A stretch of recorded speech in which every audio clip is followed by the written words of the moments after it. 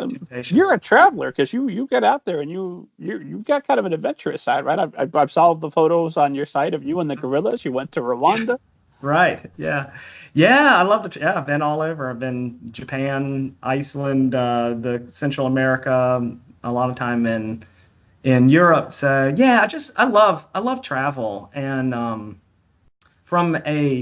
think from an artist, because this is what our audience is here for, is that creative side. But I feel like when you get out of your comfort zone and when you're in a foreign country, you have to kind of figure out how the rules work. The language is different, the money's different, the just everyday norms of cars and restaurants and all that kind of stuff can be different. So it puts you in a place where you have to adapt to whatever the new rules are, and I think that really triggers something in your brain.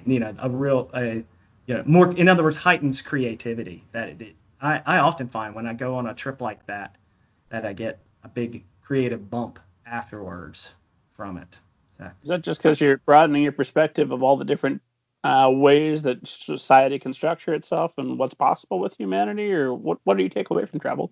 well, part of it is that, and part of it is just, if our imagination is like a big toy chest full of all sorts of things that we can pull out and play with in our stories, when you travel, you're just adding a lot more variety into that toy chest, more things to play with, when you come back to your story. And in fact, I mean, we'll get into the Wooden Prince, but that was a story that in large part grew out of multiple trips to Italy, not where I was doing specific research, but just being over there and daydreaming as we writers often do, and just thinking a lot about what it would be like to set a story here in Italy, that helped to grow that. I don't know, in other words, that the story would have that would have necessarily been a story I would have written if it hadn't been a place that I'd been traveling to. We talk about anything you want whenever we want. So we start right. with the Prince. Yeah. So what was it while you were in Italy that led you to start thinking about the Wooden Prince, or how did the story come about? Well, you know how, like, a lot of times with story ideas, when it's in those early days where you don't yet know who the characters are, you don't really yet know what the story is yet. You just find yourself, when you have that time to be in your imagination, daydreaming, thinking about particular things.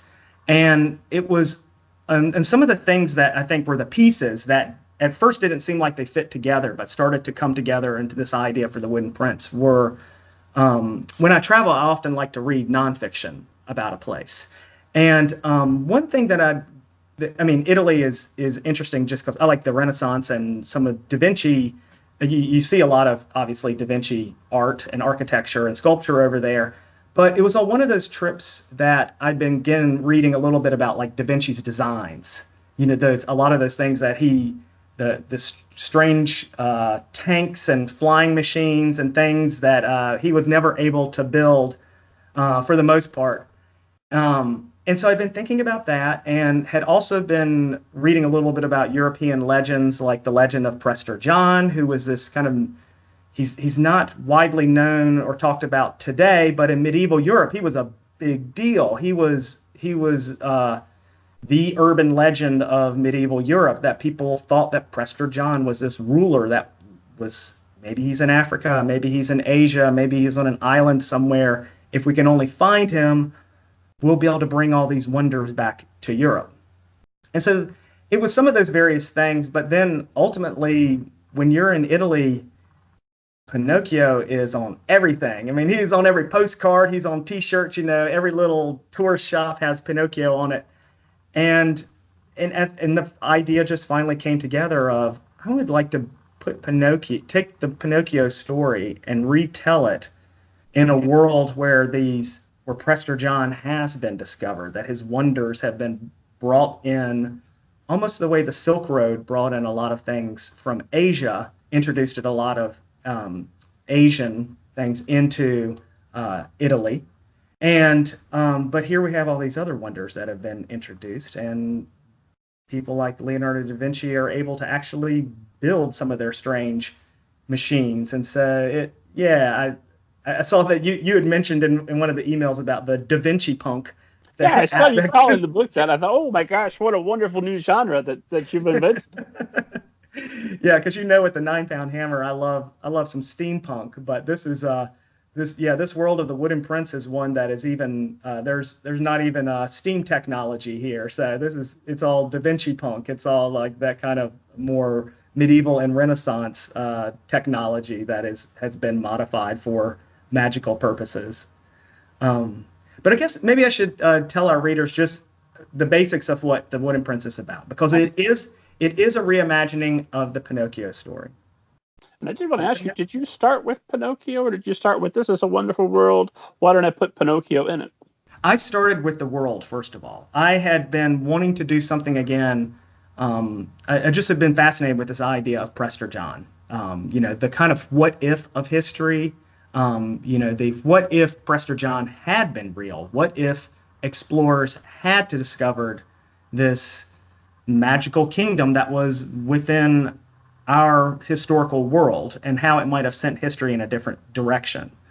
I like those kind of plays where I love a good magical world like Narnia or Middle Earth that is just entirely its own thing. But there's something that I like also about taking the historical and factual aspects of culture and history, and then playing with that what if aspect of where it might have gone differently given certain circumstances. So it was that world first. It was imagining the world before. The Pinocchio thing was only something later. I had actually been thinking of another idea to do with Pinocchio, more of a sci-fi kind of approach to a Pinocchio, but then I just realized I kept coming back to that Steven Spielberg AI movie, which was pretty much Pinocchio retold in science fiction form. So the most depressing possible version. Yeah, that was such a downer of an ending, wasn't it? I do love that movie, though, oddly enough. But I love it. After several repeat viewings, yes. And I took a class on the films of Stanley Kubrick that gave me a better appreciation for it. Like, oh, I see what you're doing. Because I went and expected, okay, it's E.T., but with a robot. And that's not what I got. No, it's a downer. It's a real downer. But I've been fascinated. I mean, Pinocchio, in a way, as a kind of archetypal character, this figure of Pinocchio, I think is just interesting. Because in that way that often sci-fi readers love the idea of robots and artificial intelligence, because it kind of gives us that possibility of what does it mean to be human? What does it mean to be alive in the world? And by watching a robot or AI wrestle with that, it gives a kind of interesting window into it. Pinocchio, in a way, does the same thing. I mean, in the original story, he's a wooden puppet who is just kind of awakening and coming to life in the world and trying to figure out what friendships are, what family is. And at least the original story didn't do quite as much with that, but that was more what I wanted to see of the Pinocchio story, to make my Pinocchio not a little toy robot. Not a robot, but not a little wooden puppet, but to have it in this world where, because of Leonardo da Vinci kind of technology, they are building these mechanical servants and soldiers called automa that are all across this empire where the story is set. And Pinocchio is just one of them. But the thing that makes him special is that, as the story opens, these automa don't normally think for themselves. They just do what they're told. They don't feel anything. They don't wonder about things. And here we have Pinocchio mysteriously one day starting to ask questions, starting to wonder, starting to feel emotions that he's never felt before, emotions that no automa really should be feeling. So it was a fun opportunity to play with that character, the newness. Because I often think about, maybe it's the classroom teacher in me, or maybe this is at the heart of why I love children's literature so much, is that I'm just quite fascinated with childhood in general, the transformation that we make across that period of childhood. And I I don't remember a specific moment from my childhood, but I do remember little moments of feeling like I was awakening to what it was like to be alive. You know, that little moment when you're a kid where all of a sudden you realize, I'm not going to be a kid forever. I'm going to actually be a grown-up one day like my parents.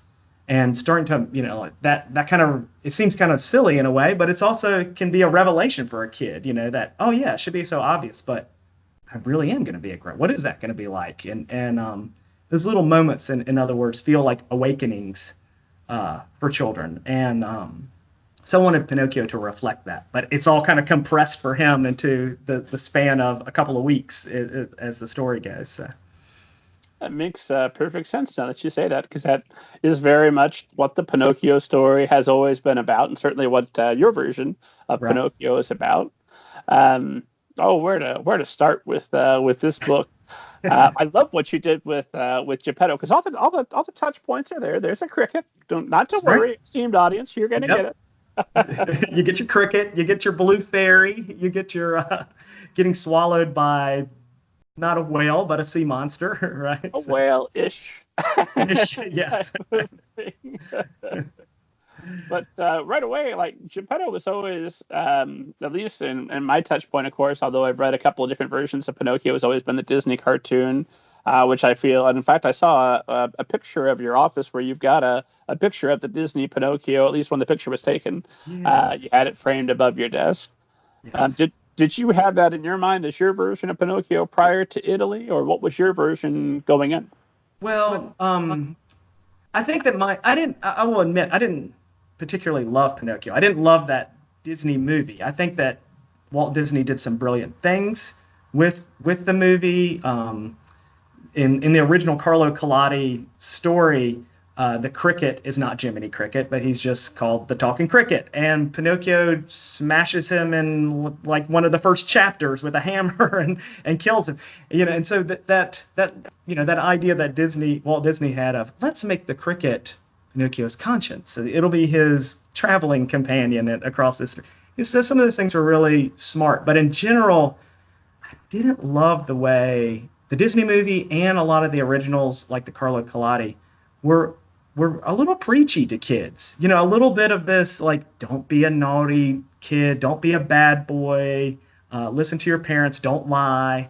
And that's something that just always rubbed me wrong about the story. And so I felt like, well, if Walt Disney can update the original Carlo Collodi story and take it wherever he wants, I'm going to do it as well. And you just don't see, I think there's a reason that you don't see Pinocchio so much in you know, younger readers aren't reading the story today of the original Pinocchio in the same way that they read Peter Pan. You know, Peter Pan and Alice in Wonderland.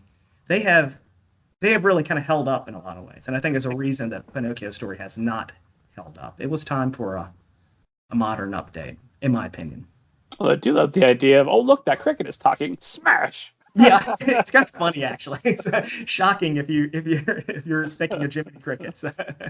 Just these are immediate questions about that world. Are talking crickets abundant? Can you go and get another one? Yeah, and that was part of what was fun for me, was to try to answer. You know, in the original one, yeah, they have talking crickets. They have the fox and the cat who walk on their hind legs and wear clothes, and it just has that kind of fairy tale quality in the original.